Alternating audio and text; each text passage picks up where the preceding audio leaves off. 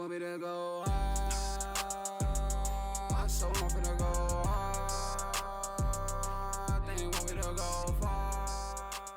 What's good, Chicago? Welcome back to the channel. I'm your boy Mike B. Thank you for tuning in to another episode of Chicago Unhinged, where we talk all things Chicago sports.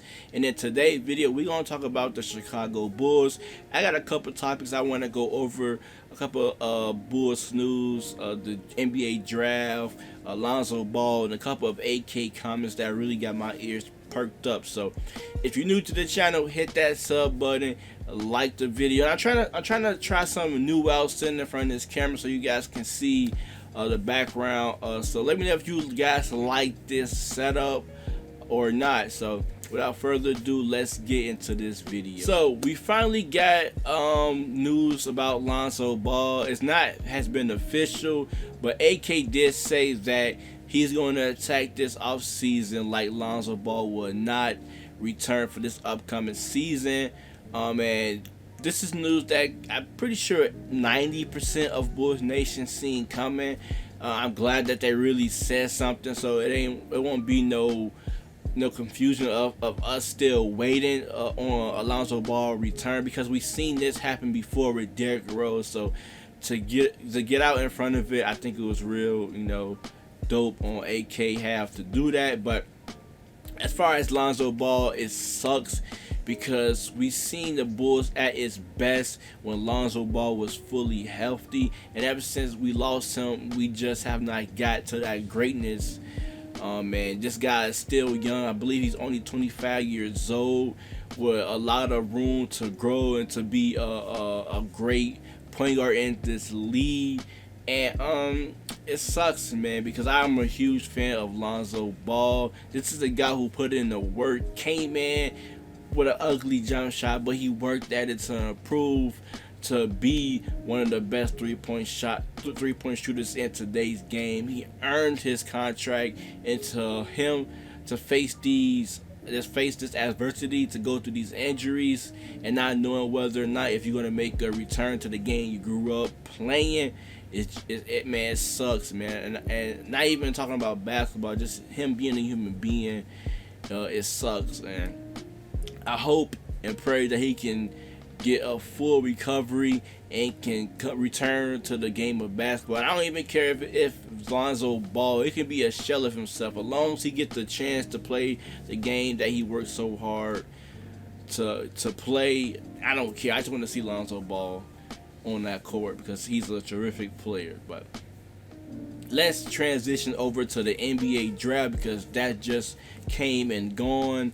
The Bulls had no pick, so I said, why not watch this draft? Because you never know what may happen. There's a lot of rumors about us trading to the third pick, us trading to the second pick, us trying to trade into the lottery, or even a late first round pick. So I said, why not? Let's watch the draft. And pretty much the first round came and gone. So I'm like, okay, the Bulls not going to do anything, so I'm just going to lay it down, go to bed, and for work tomorrow. And then as soon as I lay my head on a pillow, I got the ESPN notification, the Chicago Bulls trade into the NBA draft. So I woke up and kind of see who did they pick, and it was small forward Julian Phillips from Tennessee, the 6'8" forward who's averaged 8 points per game, 47% from the field, 82% from the free throw line, but that glaring issue, 23% from the 3-point line. And I guess I can say AK has a type when it comes to drafting these long athletic wing players that can do a lot of good things but don't do one thing well. But what they all got in common, they can't shoot the basketball.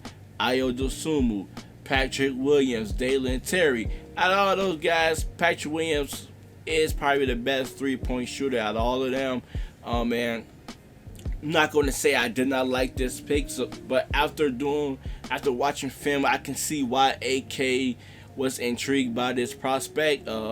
The feet movement was amazing. Him switching on guys. The help defense was good. Just the overall defensive skills was on point, and you can't teach defense, you can't teach athleticism in today's game, and he's got those kind of traits. I can teach a guy how to shoot, but I can't teach those other traits. So I understand when AK do draft these players with high upside defense and potentially high upside, offense that's shooting the ball. But the team constructed now is we lack shooting. If we want to win games, we need shooting right now. So I kind of would have hoped he would have got a guy who already had the shooting ability. So maybe if we need shooting, we can play him. Because right now, we seen last year, Dalen Terry didn't get minutes because he can't shoot the basketball. We needed shooting last year. Ida barely played, late down the stretch because he couldn't stretch the floor. So it's like we getting these guys that can't shoot, and they're not going to see the court, and we trying to win now. So I would like for them to at least take a snap at a shooter, just because we already got guys that's still trying to develop their jump shot. But I'm not really mad at this pick. He's not going to see probably too much on the court. Dalen Terry didn't see the court last year very much. He was the 17, 18 overall pick in the first round. So I'm intrigued to see how he do in Summer League. I will be paying close attention to his game. Like I said, I do like what I saw on tape, but I can see why AK was intrigued by Julian Phillips. Let's talk about AK, because him and Mark had a press conference after the draft, and like always, AK was really confident in all his answers. A couple of things stood out to me. It was asked if he was going to do the injury thing with Lonzo. He said no. He asked if he's going to waive and stretch Lonzo. He said no. But I do think he may try to get half a Lonzo contract back. He said he's going to talk to Lonzo representation and try to work something out. I think that would be huge for this Bulls, who desperately need wiggle room to go out and make some significant moves. He was asked about the Vooch trade. Say he feel very confident about the Vooch trade. I agree. At the time, he made a decision. Do I want to keep on losing or try to win some ball games? And he made a decision to try to win some ball games, and he traded for Vooch. I was not mad at the time for this trade. I am still not mad about this trade.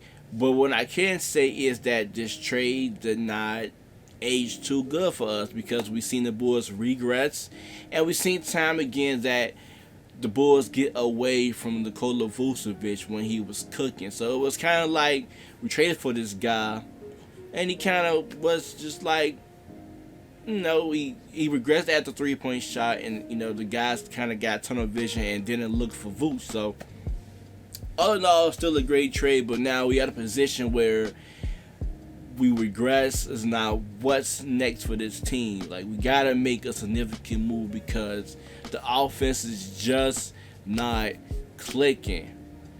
And then the last comment AK made that really, got my ears perked up, when he told us fans to basically chill and wait till after the free agency to really judge him. And that right there means that guy either is just talking out his ass, or he really got some huge moves up his sleeve. Because you don't get on the podium, especially in Chicago, where the fan base already voicing their frustration, and to say that. So now I'm thinking he gonna go big on this free agency. He gonna do some amazing stuff.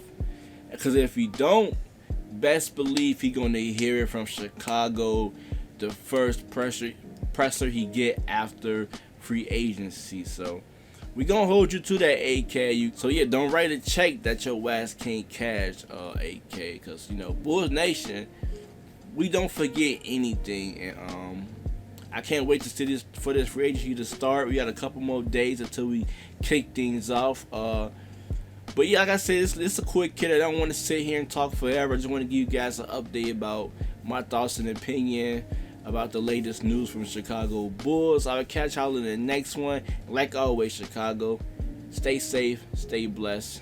Peace.